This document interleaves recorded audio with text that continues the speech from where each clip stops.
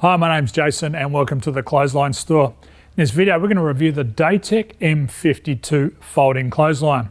Now this clothesline will suit between 3 to 6 people, but it does depend on your wash size.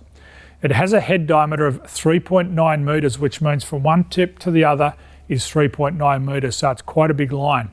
It has 7 lines with a massive 52 metres of hanging space. Now the longest line, which is the outer line, is 2.65 metres long, which means it will fit a king sheet. Just be aware though, some brands of sheets are longer than others, so in some cases it may be a little scrunched up. Now the frame is made of a galvanised high tensile steel. It is powder coated and does come in several colour options. The post is 57mm diameter and the clothesline is pre-wide, making assembly quite easily. All you do is dig the hole, put the socket in as per the instructions and assemble the top section to the bottom section, and that's all you have to do. There's no line threading. Now it also comes with a 15-year manufacturer's warranty. Now the height is adjustable. When you put it in, you have 3 different height options, so just be careful which one you select and make sure it's correct, because you can't change it after the fact.